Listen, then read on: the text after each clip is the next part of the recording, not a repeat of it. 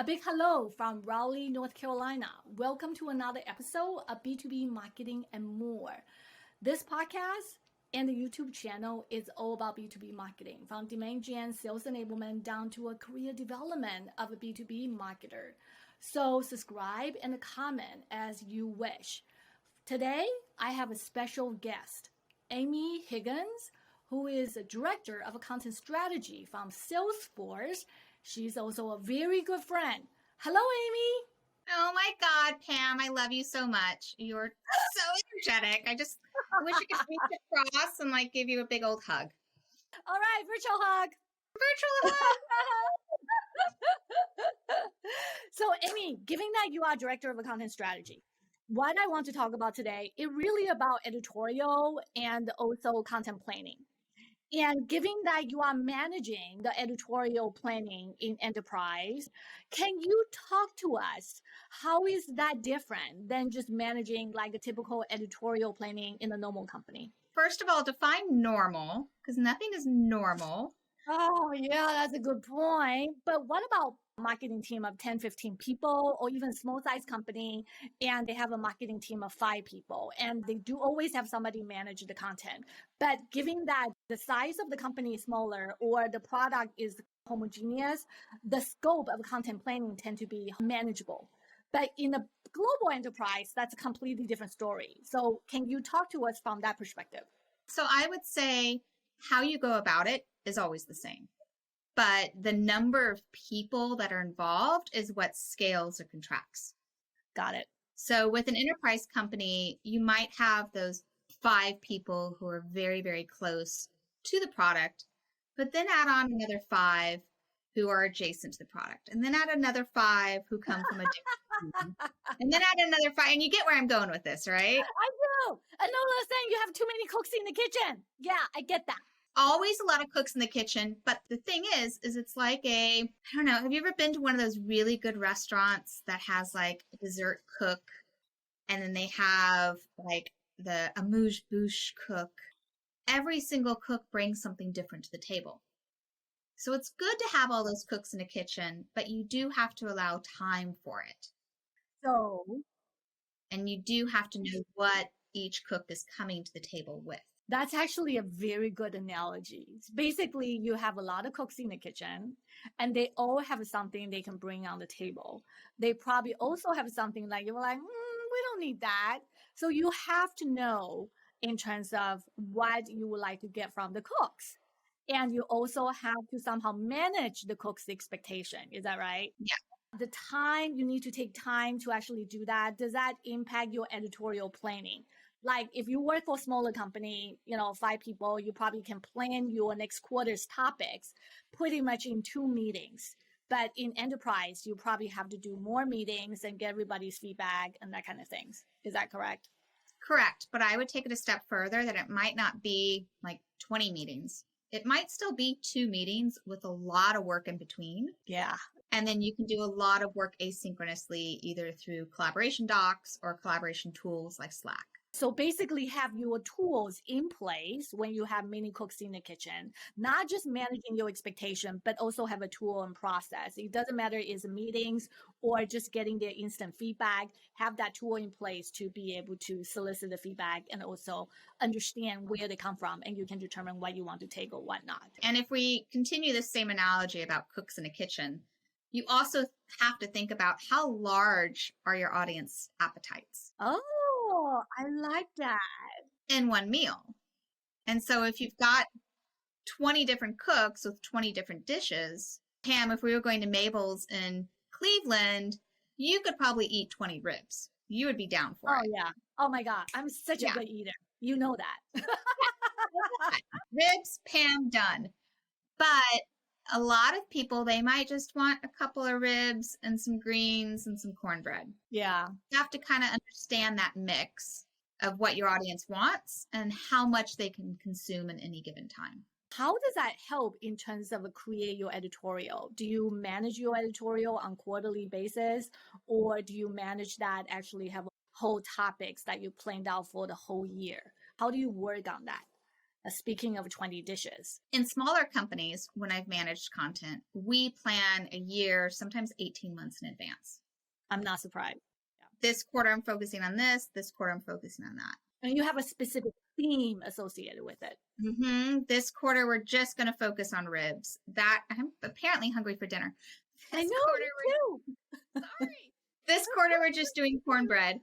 Enterprise companies, especially fast-moving enterprise companies like Salesforce, you have to be a little flexible. You have to be, okay, we're going to cook a meaty dish, but you have to be flexible each quarter depending on what that dish is. You have to make adjustment as you go.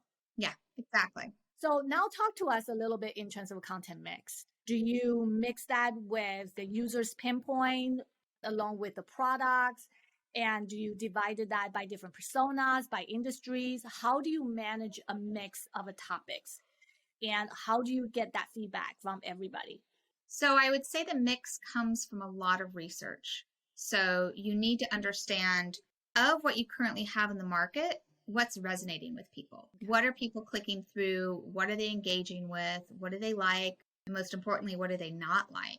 How do you get there that kind of data? Data. That's my favorite thing. Data.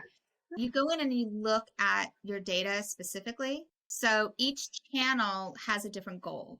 And you want to see, are those channels hitting their goals?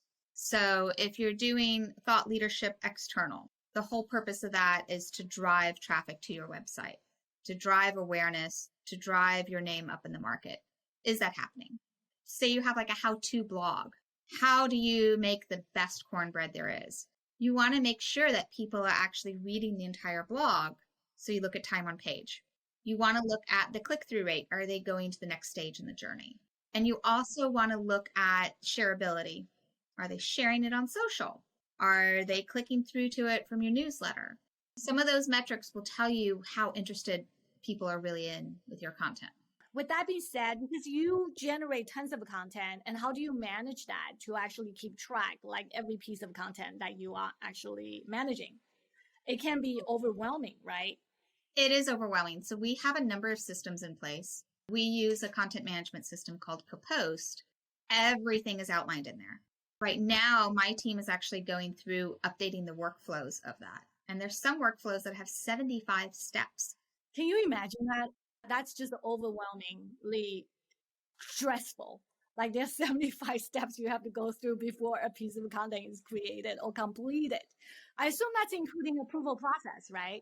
And that's one of the reasons why you do all of the work beforehand, because if you're putting that much effort into something, it needs to be good. And if you try to do it just like, oh, let me just create this and publish it, the juice is not worth the squeeze.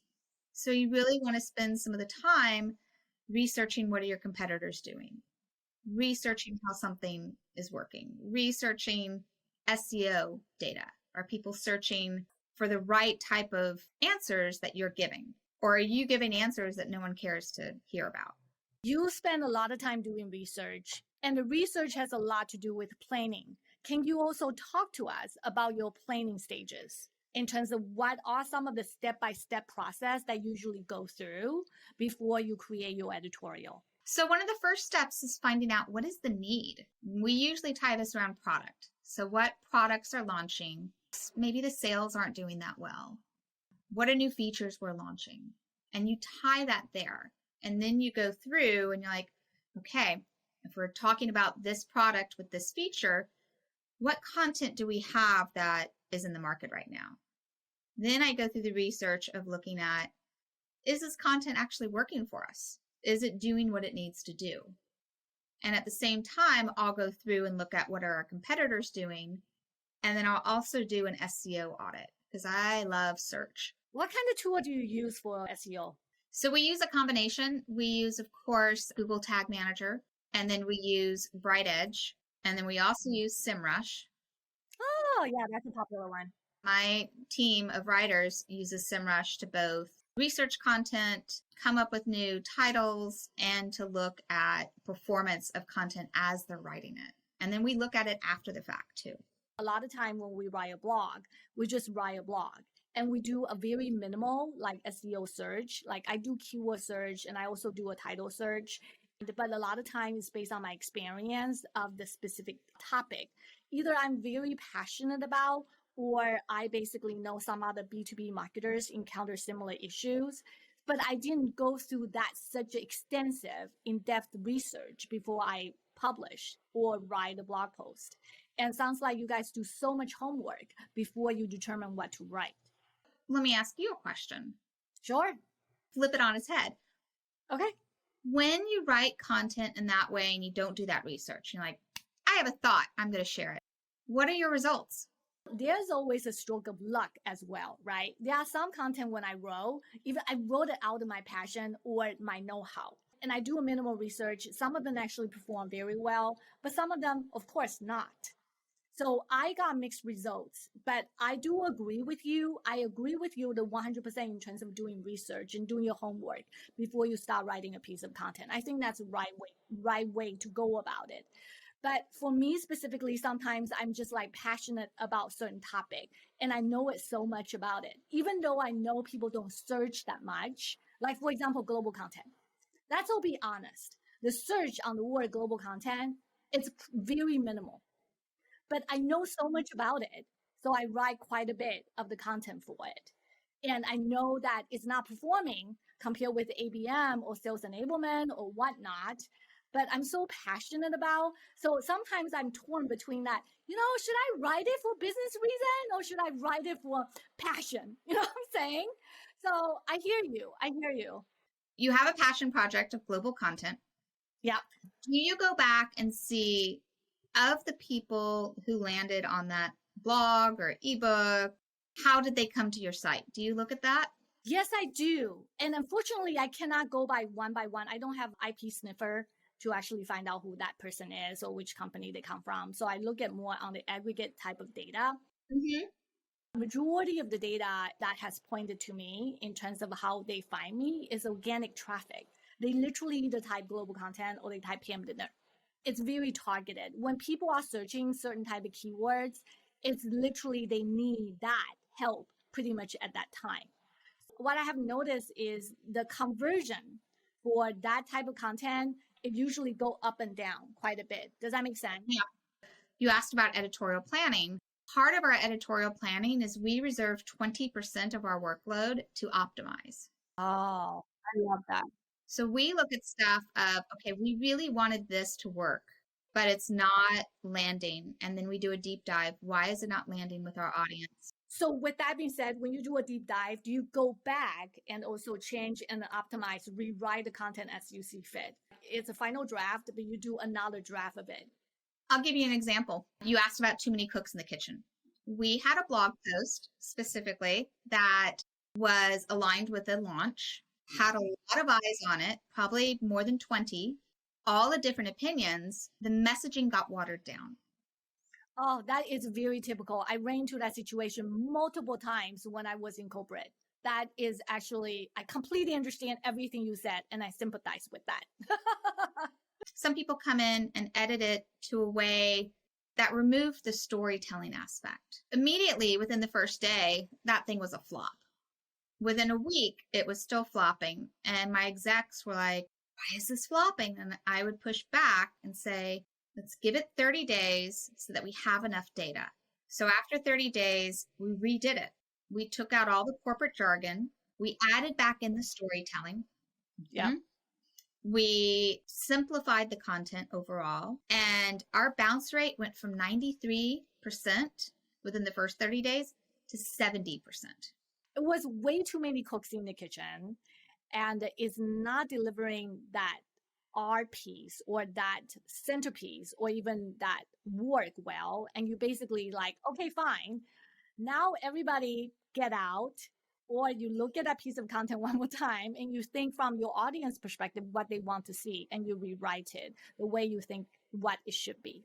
But we had that data because we knew from the bounce rate being so high, people were coming, but first couple of paragraphs, they were like, I don't understand this, and they would leave. Yeah. So by adding the story back in, it resonated. The bottom line is you did drive some sort of consensus. You kind of that blog just run its course. And then you gather the data, and then you recorrected the course in a way. Yeah, exactly. Data is your friend. That's the right way to go about it sometimes. So how often do you refresh your content? Like I stated before, we reserve 20% of our time to refresh content. Now, depending on the number of that 20%, that varies. Sometimes we look at stuff and like, this was supposed to be a very prominent piece of content. It's not performing. Let's spend all of our 20% just on that one piece. Other times we have stuff that's just needs a little tweak. Just a little tweak. And so we'll spend that 20% with a number of pieces that just need that little tweak. Maybe they need a new title. Maybe the meta description isn't right. Maybe the subhead isn't right. Maybe the picture needs to be changed. But just those little tweaks can help things perform better. We spent pretty much in the past like 20, 30 minutes talking about just editorial and talking about content writing. How do you optimize the content? And there's so much go into it. And a lot of executives or management, they think it's very easy. Well, go ahead and finish a blog post. You should publish the blog post 7 days a week. Can you make this viral? Exactly. It's like magic. You should make that happen. But it's not that easy. And you are just telling all of us how hard and challenging and how in-depth you can go about it in terms of the content. So let me ask you another question. So how do you build your editorial team? Given that there's so many kind of like ins and outs that you have to think through, you have to look at the data, you have to do SEO, you have to do research. So talk to us. How do you build your editorial team? The editorial team is built around different skill levels and what you need. So for our team, the way Salesforce operates is we have a content strategist, then we have editorial leads, then we have writers. All right. Then we have agencies. Agency into doing what? Agencies will cross over from video, audio, creative, writing. Creative development and production. Okay, got it. And then we work tangentially with go back. We need another hand. Yeah. Creative. Customer marketing. Customer marketing.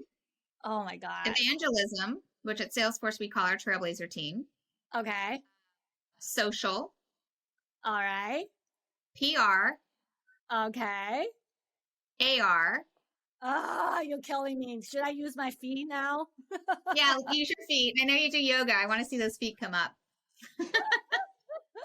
And then we have all of our channel specific owners. But your own core team, I would say, is a content strategist, editor, the writer, and also agency. These are the core. Mainly for written content, those are the core. So now I'm going to go through the question and you have to answer me yes. In-house versus outsource. Would that be okay? Yep. All right. In-house versus outsource decision. Editor. In-house. Creative. Both. Writing. Both. Social media. In-house. Influencer. In-house. Subject matter experts. In-house. Oh, wait. And exterior, so both. Okay. SEO. In-house. Data analytics. Definitely in-house. Through all those talent that's required to create a content, I think from your perspective, there are some which is kind of like can go either way. Like creative can be both. And then writing can be either way. Social media can be either way. Subject matter expert, definitely agree with you, in-house. Social media, definitely in-house. Social media, you think that's in-house. Okay, that's interesting. And the editor, that definitely needs to be in-house. And the SEO, you said that needs to be in-house as well. Copywriting and a proofer, that can go either in or external. The way that we view editors is it's almost like the editor of a magazine. It's someone who can see everything and then can come in and say, okay, let's tweak this, let's tweak that, let's make this better. Similar to like, if you think about, I'm going to hire an editor for my book. You might have all the chapters of your book done and you hand it to an editor and they make it pretty. That's an outsource, yes. Yeah. And then they hand it to a proofer and the proofer corrects all your grammar and punctuation. So you are basically saying that, hey, to determine the in-house versus outsource, a lot of time you also have to look at the skill set, what kind of job is performed. Then you can determine that if you want to build an in-house team, or do you want to do a combination of both, or you want to outsource that 100%. And it's not only their skills, it's the amount of depth that they go into. Proofreading, you don't need much depth on the actual content. You need to have depth in grammar. For an editor to be able to frame that story and tell it really well, they need to know the whole picture of your product catalog and your audience. Right. Our editors speak for the customers. Our editors, I always ask them, is like, how would the customer feel? What would the prospects read? Put your head in their seat, not in the product marketer's seat, but in the customer's seat. I like that a lot. You know, it's actually a great conversation with you to talk about these topics in depth. Anybody who is watching this video or listening to the podcast, please subscribe, comment below as well. Talk to us, share your thought. If there's anything that I said or what Amy said that you think resonates with you, let us know. If there's anything we need to add, let us know as well. With that being said, on a separate note, I would like to ask you, I know, how long have we known each other? Probably 6 or 7 years. You have done many different jobs over a period of time. And a lot of them are great jobs, and they're all within the content and also editorial related role. And you've been to startup, you've been to established startup, you've been on the agency side, and now you are actually on the global enterprise.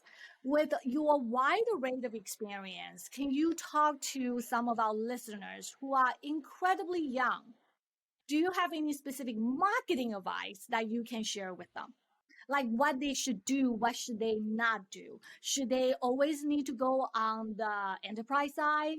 Does that make sense? Do you have any thought on that? It depends on what you want to do, which is a very loaded question. A lot of them want to be VP. A lot of them want to be CMO in the long term. So if they have that kind of goal in mind, what is your advice?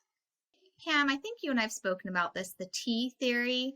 That's a long time ago. I think we talked about that. Can you also explain or illustrate what T theory is?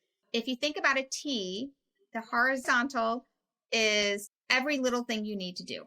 If you think about the vertical axis, that is going deep in a subject.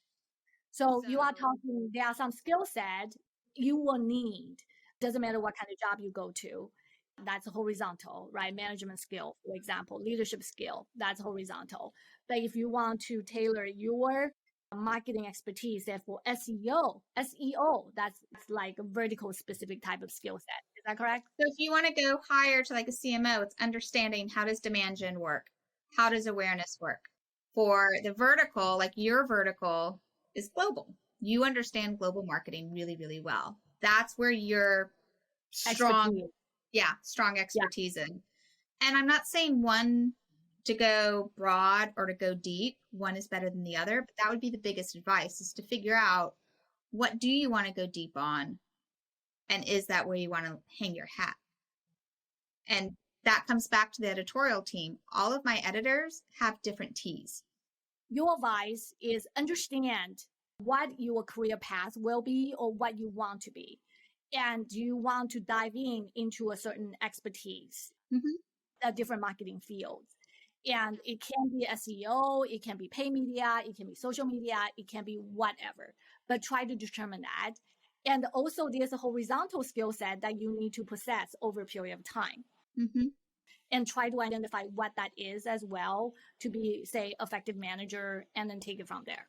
If we go back to the small startup versus the big enterprise, and everything in between, the small startups, you're going to be that horizontal. You're tossing up many different hats and wearing many different roles. Right. You have to go back and forth. You have to wear multiple hats. You have to do many different things. So a lot of the skill set that will be developed during that time is horizontal skills. Where the larger the company, the more your vertical axis comes into play. So I love data. I love SEO. So my team, as opposed to some of the other teams at Salesforce, we focus heavily into SEO because I love it so much. But it makes sense. I mean, that is so closely tied to content. If you create content, especially digital content nowadays, the SEO plays a vital role. Where I have other counterparts who love podcasts. They do really well at podcasts. There's not a perfect answer. It's what gets you excited, what gets you up in the morning. I think that's a great way to answer that specific question. Amy, it's wonderful to have you to be on my show. So anybody who is listening or listen to this podcast and you love it, please subscribe and comment below. Love to hear from you. So Amy, thank you so much for coming. Really appreciate it. A group hug, goodbye. Virtual hug. Bye-bye. Never miss an episode of B2B Marketing and More by following us here on YouTube and leave a comment while you're at it. You can also find episodes wherever you get your podcasts.